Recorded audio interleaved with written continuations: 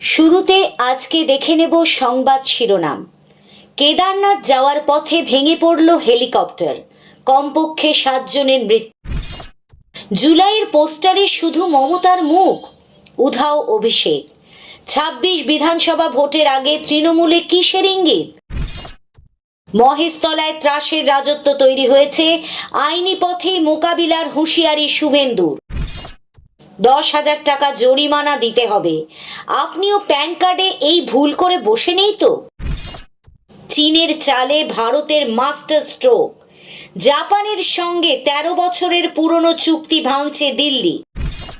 মোদির বিশ্ব সফর, G7 থেকে ক্রোয়েশিয়া, কূটনীতির নতুন দিগন্ত।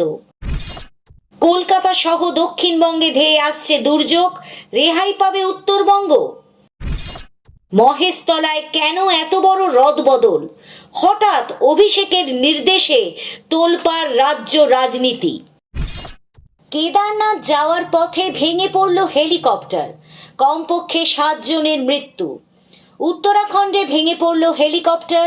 দেরাদুন ও কেদারনাথ রুটে উড়ছিল হেলিকপ্টারটি, কিন্তু উড়ানের কিছুক্ষণের মধ্যেই নিখোঁজ হয়ে যায় সেটি।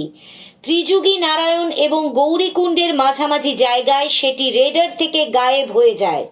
পরিণতি আঁচ করে সেই থেকেই উদ্বেগ ছড়িয়েছিল, আর তার কিছুক্ষণ পরই জানা যায় হেলিকপ্টারটি ভেঙে পড়েছে। হেলিকপ্টারে 7 জন যাত্রী সওয়ার ছিলেন, তাদের সকলেরই মৃত্যু হয়েছে বলে খবর। স্থানীয় সংবাদ মাধ্যম সূত্রে খবর, ত্রিযুগী নারায়ণ এবং গৌরীকুণ্ডের মাঝে রুদ্রপ্রয়াগে ভেঙে পড়ে হেলিকপ্টারটি। কপ্টারের পাইলটও মারা গিয়েছেন বলে জানা যাচ্ছে। এখনো পর্যন্ত দুর্ঘটনার সঠিক কারণ জানা যায়নি, তবে খারাপ আবহাওয়ার কারণে কপ্টারটি দুর্ঘটনাগ্রস্ত হয়ে থাকতে পারে বলে আশঙ্কা দেখা দিয়েছে। গোটা ঘটনায় চাঞ্চল্য ছড়িয়েছে এলাকায়, কারণ স্থানীয় সূত্রে খবর, পাহাড়ি এলাকায় উড়ানের সময় হেলিকপ্টারে 4 জনের বেশি যাত্রী তোলা উচিত নয়, কিন্তু এক্ষেত্রে দুর্ঘটনাগ্রস্ত কপ্টারটিতে 7 জন যাত্রী ছিলেন বলে খবর। মৃতদের মধ্যে মহারাষ্ট্রের ইয়াবাতমালের এক পরিবার রয়েছে।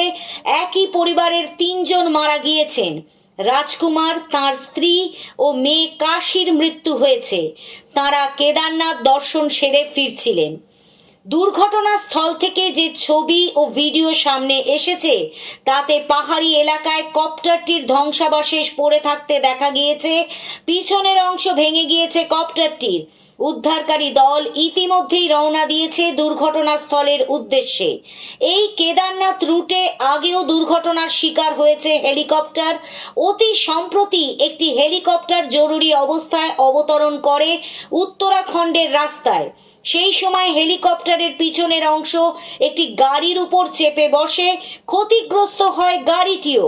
পরিসংখ্যান বলছে, গত 1.5 মাসে এই নিয়ে 4টি কপ্টার দুর্ঘটনা ঘটল। জুলাইয়ের পোস্টারে শুধু মমতার মুখ, উধাও অভিষেক। 26 বিধানসভা ভোটের আগে তৃণমূলে কিসের ইঙ্গিত?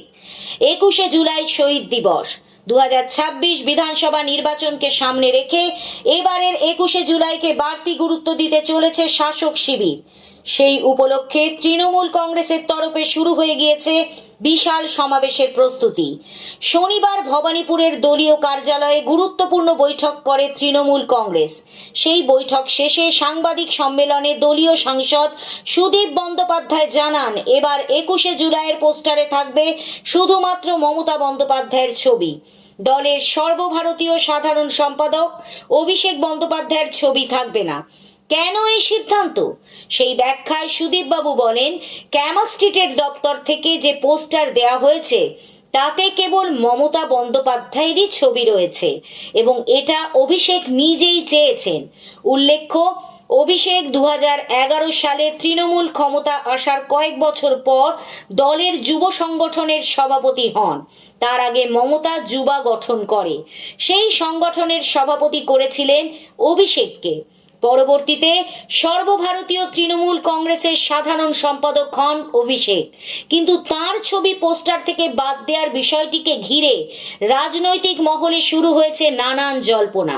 উল্লেখ্য, গত বছর নেতাজি ইন্ডোর স্টেডিয়ামে এক সমাবেশে অভিষেকের ছবি না থাকায় দলের অন্দরেই বিক্ষোভ তৈরি হয়েছিল।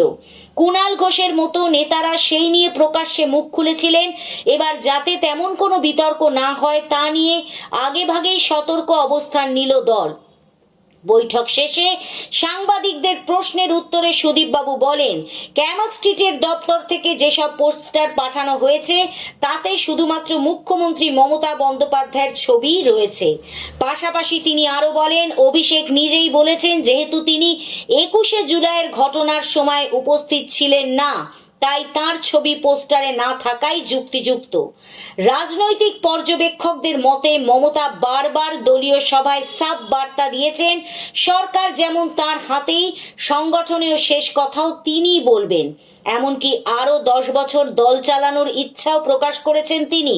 ফলে এবারের 21শে জুলাই অভিষেকের ছবি না থাকা এই বার্তাকেই আরও জোরালো করল বলেই মনে করছে রাজনৈতিক মহল। কলকাতা সহ দক্ষিণবঙ্গে ধেয়ে আসছে দুর্যোগ, রেহাই পাবে উত্তরবঙ্গ। বর্ষা আসার ঠিক আগে দুর্যোগের আশঙ্কা। সপ্তাহান্তে কলকাতা সহ দক্ষিণবঙ্গে ধেয়ে আসছে দুর্যোগ, ঝড় বৃষ্টি হতে পারে, রেহাই পাবেন না উত্তরবঙ্গবাসীও। আগামী দুদিন বৃষ্টির সম্ভাবনা। 30 থেকে 50 কিলোমিটার বেগে বইতে পারে ঝোড়ো হাওয়াও। বাতাসে জলীয় বাষ্পের পরিমাণ বেশি থাকায় অস্বস্তি বজায় থাকবে। আলিপুর আবহাওয়া দপ্তরের পূর্বাভাস অনুযায়ী আগামী 4 দিনে বাংলা, বিহার, ঝাড়খণ্ড, গুজরাটের আরও কিছু অংশে মৌসুমি অক্ষরেখা প্রভাব বিস্তার করবে। মঙ্গল অথবা বুধবারের মধ্যে দক্ষিণবঙ্গে বর্ষা মঙ্গলের পূর্বাভাস। তার আগে শনিবার থেকে মঙ্গলবার পর্যন্ত কলকাতায় বজ্রবিদ্যুৎ সহ বৃষ্টির সম্ভাবনা। 30 থেকে 40 কিলোমিটার বেগে বইতে পারে ঝোড়ো বাতাস। এদিন সকালে সর্বনিম্ন তাপমাত্রা 28.7 ডিগ্রি সেলসিয়াস, যা স্বাভাবিক তাপমাত্রার চেয়ে 1.5 ডিগ্রি সেলসিয়াস বেশি। শুক্রবার বিকেলে দিনের সর্বোচ্চ তাপমাত্রা ছিল 35.2 ডিগ্রি সেলসিয়াস, যা স্বাভাবিক তাপমাত্রার থেকে 0.7 ডিগ্রি সেলসিয়াস বেশি। বাতাসে জলীয় বাষ্পের পরিমাণ 58 থেকে 90%। আগামী 24 ঘন্টায় শহরের তাপমাত্রা থাকবে 28 থেকে 34 ডিগ্রি সেলসিয়াসের মধ্যে। বৃষ্টি হয়েছে 2.6 মিলিমিটার। দক্ষিণবঙ্গের সপ্তাহান্তে বজ্রবিদ্যুৎ সহ বৃষ্টির সতর্কতা, সঙ্গে 30 থেকে 50 কিলোমিটার পর্যন্ত দমকা ঝোড়ো হাওয়া বইতে পারে। সোমবার থেকে ভারী বৃষ্টির সম্ভাবনা বাড়বে। বুধবার পর্যন্ত বিক্ষিপ্তভাবে ভারী বৃষ্টি চলবে। দক্ষিণ 24 পরগনা, পূর্ব ও পশ্চিম মেদিনীপুর, পূর্ব ও পশ্চিম বর্ধমান, মুর্শিদাবাদ, বীরভূম, বাঁকুড়া, পুরুলিয়া ও ঝাড়গ্রাম। মঙ্গলবার ভারী বৃষ্টির সম্ভাবনা সব থেকে বেশি। এদিকে উত্তরবঙ্গের দার্জিলিং, কালিম্পং, জলপাইগুড়ি, আলিপুরদুয়ারে ভারী বৃষ্টির সম্ভাবনা। রবিবার পর্যন্ত একই আবহাওয়া জারি থাকবে। সোম ও মঙ্গলবার আবহাওয়ার উন্নতির সম্ভাবনা। বুধবার থেকে ফের বৃষ্টি বাড়তে পারে।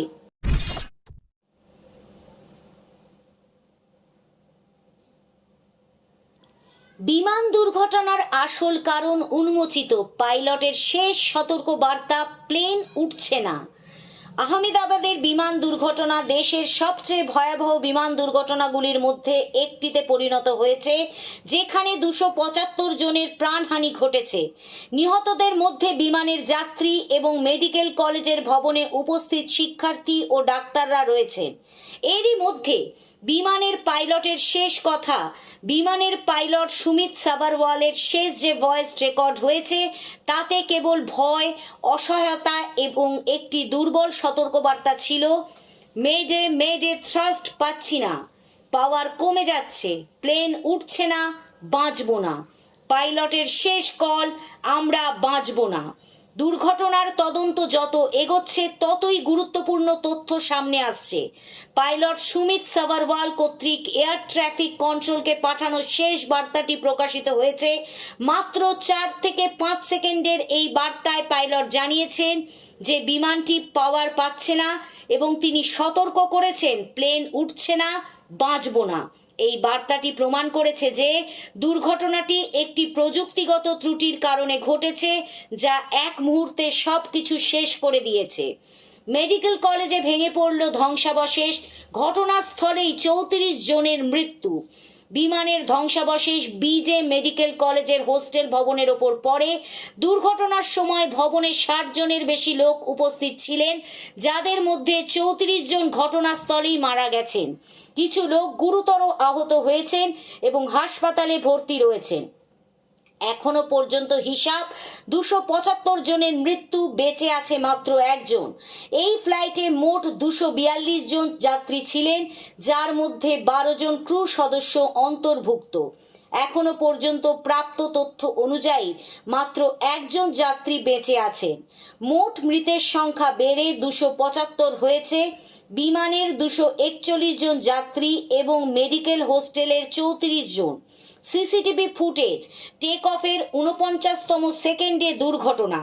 আহমেদাবাদ বিমানবন্দরের সিসিটিভি ক্যামেরায় রেকর্ড হওয়া ভিডিও সামনে এসেছে, যেখানে টেক অফের মাত্র 49 সেকেন্ড পর বিমানটি বিধ্বস্ত হতে দেখা যাচ্ছে। ডিএনএ শনাক্তকরণ চলছে, স্বজনদের চোখে অপেক্ষা। আহমেদাবাদের সিভিল হাসপাতালে ডিএনএ নমুনা সংগ্রহের কাজ দ্রুত গতিতে চলছে। এখনো পর্যন্ত 220 জনের ডিএনএ নমুনা নেওয়া হয়েছে এবং 7টি মৃতদেহ শনাক্ত হয়েছে।